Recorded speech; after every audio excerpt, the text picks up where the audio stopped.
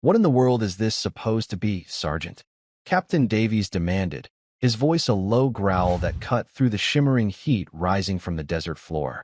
He gestured with a disgusted flick of his wrist towards the display screen. The digital target, 1,000 meters out, was pristine, untouched. "This is the Advanced Sniper Qualification course, not a summer camp for blind Boy Scouts. Your men can't hit a damn thing." Sergeant Mark Evans, all of 26 years old with a chest full of marksmanship ribbons and an ego to match, felt a hot flush creep up his neck. He stood ramrod straight, his jaw tight. "It's the wind, sir. Unpredictable gusts. The mirage is playing hell with the optics." It was a plausible excuse. The wind at Fort Irwin was a living thing, a malevolent spirit that coiled through the canyons and whipped across the ranges, pushing high-velocity rounds astray as if they were dandelion seeds. But it was still an excuse, and both men knew it. For 3 hours, the best snipers in the battalion had been trying to complete the final stage of the qualification, 100 targets at varying distances, under extreme environmental pressure. And for 3 hours, they had failed. Miss after miss echoed across the range, each errant crack of the M110 rifle a fresh indictment of their skill. In the shade of a small canvas awning, sitting on an overturned ammunition crate, an old man watched. He didn't seem to belong. His clothes were simple, worn but clean, a faded pair of denim trousers and a plain gray shirt that had seen 1,000 washings. His face was a road map of wrinkles, his hands gnarled and thick-knuckled, resting peacefully on his knees. He was Silas Croft, an 82-year-old volunteer who lived in a small veterans' home just outside the base. He came twice a week to help out, mostly sweeping the ready area and collecting spent brass casings. The soldiers called him Pops. They liked him, in a distant, patronizing way. He was a quiet fixture, a piece of the scenery, as unremarkable as the scrub brush that dotted the landscape. He never spoke of his own service. Most of the young soldiers assumed he'd been a cook or a clerk somewhere, a long, long time ago. As Captain Davies continued to tear into Sergeant Evans, Silas's pale blue eyes, clear and sharp as fragments of ice, followed the dance of the dust devils in the distance. He wasn't listening to the captain's tirade. He was listening to the wind. Sergeant Evans finally broke under the pressure. "With all due respect, sir, even you would have trouble with these conditions." It was a foolish, insubordinate thing to say, and the words hung in the air like gunpowder smoke. Captain Davies's eyes narrowed to slits. "Are you questioning my abilities, Sergeant?" Evans, realizing his mistake, backpedaled furiously. "No, sir. Of course not. I'm just saying. It's a nearly impossible task today." To prove his point, and to save what little face he had left, Evans strode over to the firing line himself. He dropped into the prone position with the fluid grace of a predator, settling behind the rifle that had failed his best shooter. He was a champion marksman, a graduate of every elite school the Army had to offer. If anyone could do it, he could.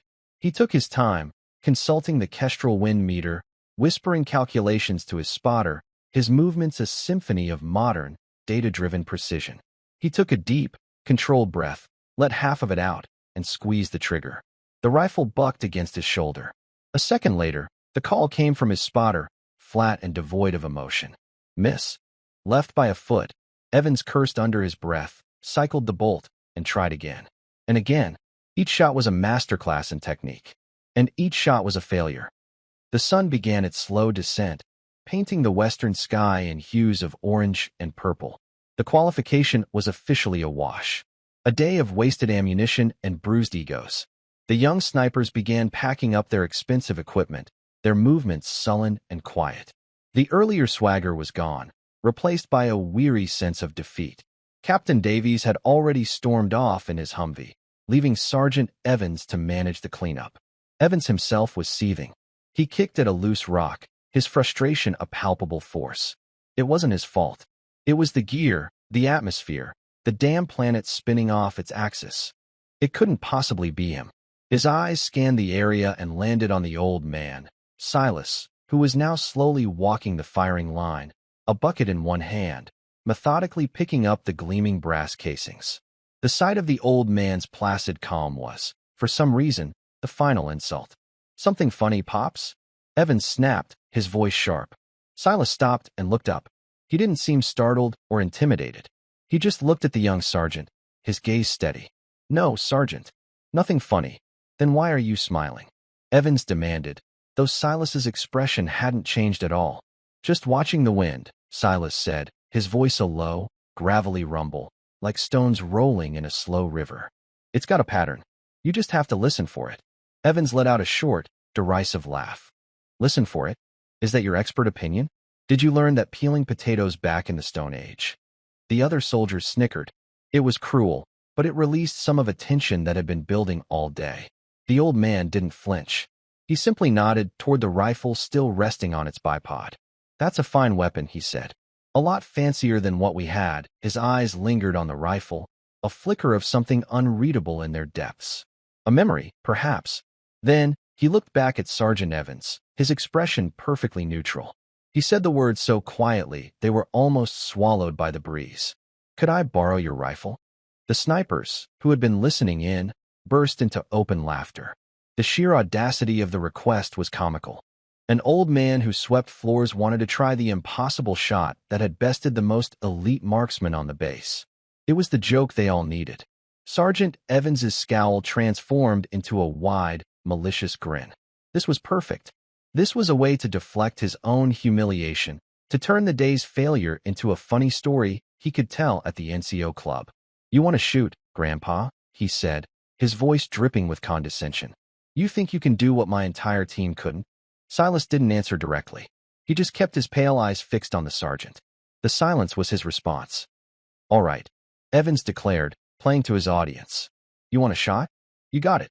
But we're not just talking one shot." He walked over to the control panel for the electronic targets, and his fingers danced across the keypad. "The course is still programmed. 100 targets. Varying ranges, 400 to 1,000 meters. You hit all 100, and I'll personally polish your boots for a month." The men howled with laughter. "But if you miss even one," Evans continued, his voice turning hard, "you're on latrine duty for the rest of the year. And you will never, ever offer your expert opinion to my men again. Do we have a deal?" He expected the old man to shrink back, to mumble an apology and retreat to his brass bucket. But Silas simply looked at the distant targets, then back at Evans. He gave a slow, deliberate nod. "That seems fair," he said. The sergeant's grin widened. He gestured grandly toward the firing mat. "Be my guest.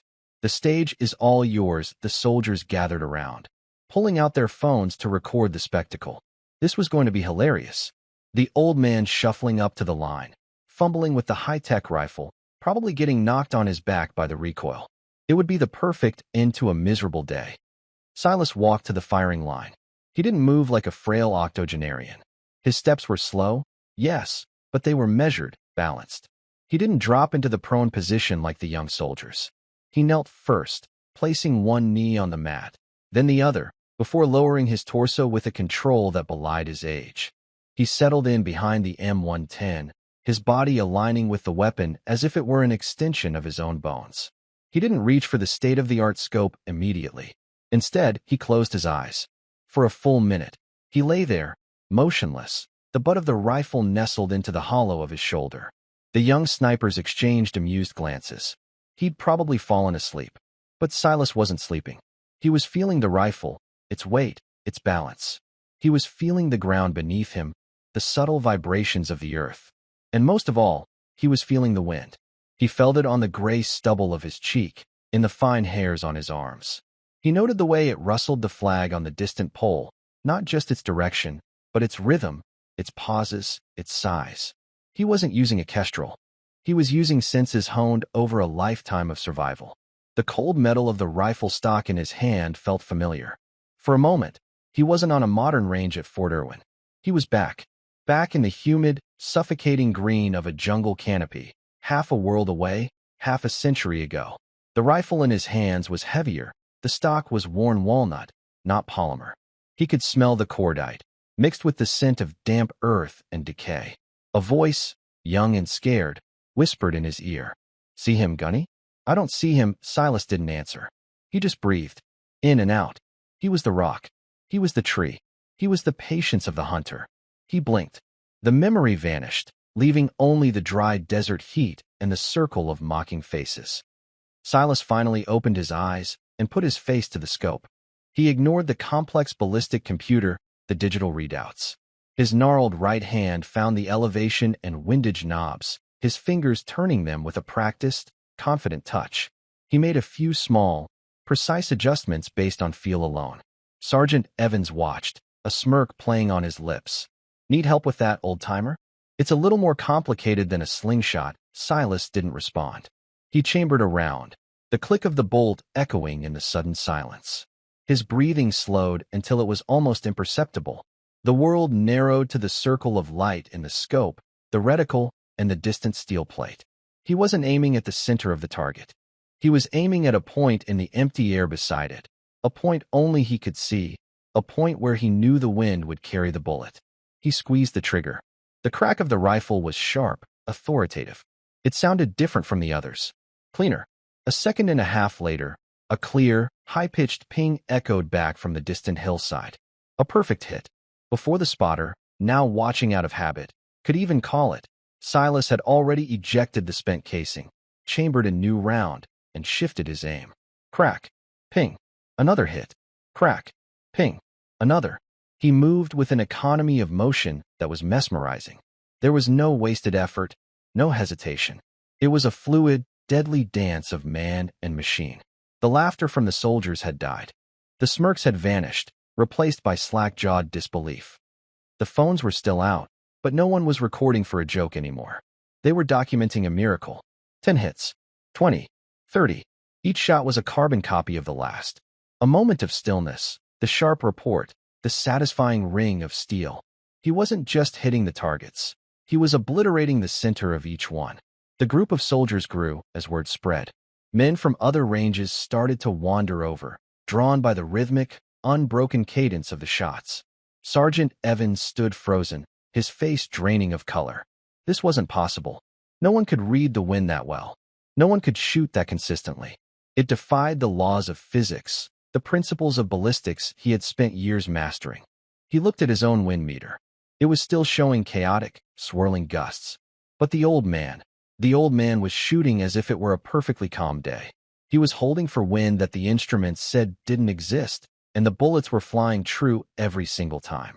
It was as if he and the wind had a private agreement. At 50 hits, a profound silence had fallen over the entire range. The only sound was the rifle, the ping of steel, and the gentle whisper of the wind that Silas alone seemed to understand.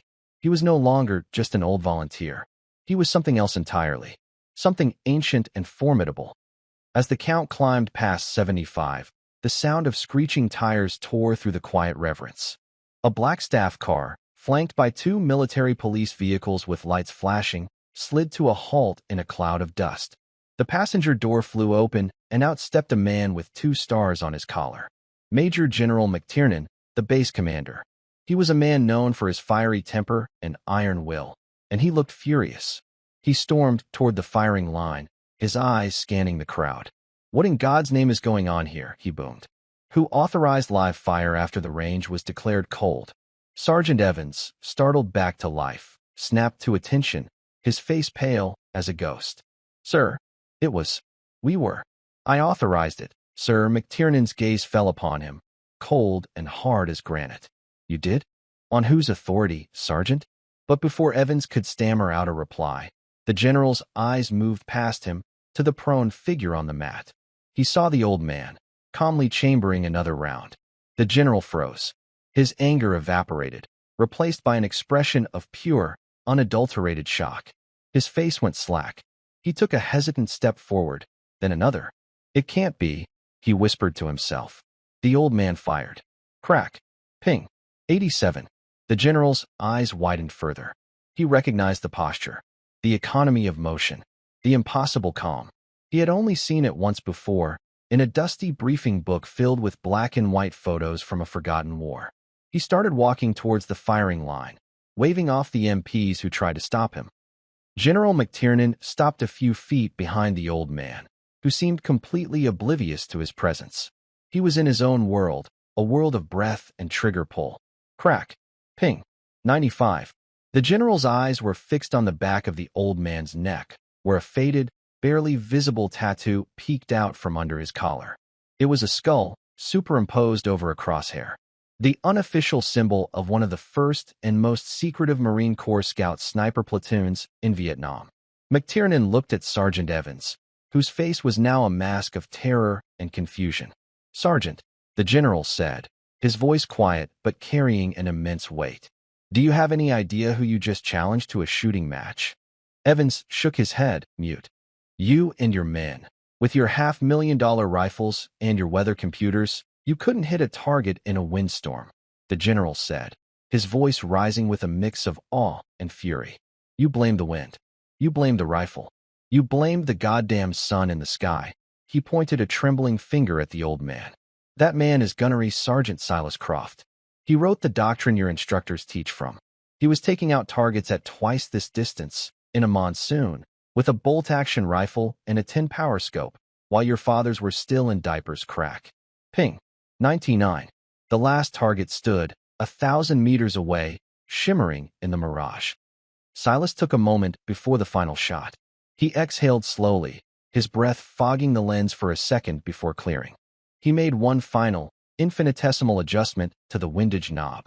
General McTiernan continued, his voice now a reverent testimony for all to hear. In 1968, during the siege of Khe Sanh, then Sergeant Croft held a ridge by himself for 72 hours. The official count was 93 confirmed kills. The unofficial count is closer to 150. He did it with a Winchester Model 70. He called the wind by watching the way the rain fell. They called him the ghost of the Annamites because he was a whisper, a rumor. He never got a Medal of Honor because the missions he ran were so classified they couldn't be acknowledged. He holds records at Paris Island and Quantico that have stood for 50 years. He is not a veteran, Sergeant. He is a living monument. The general drew himself up to his full height and faced the old man's back. He rendered the sharpest, most profound salute of his career. He is a legend. As if on cue, Silas gently squeezed the trigger for the final time. Crack. For a long moment, there was only the sound of the wind. Then, faint but clear, came the final, beautiful ping. 100. A perfect score. Silas slowly, methodically, cleared the weapon and made it safe.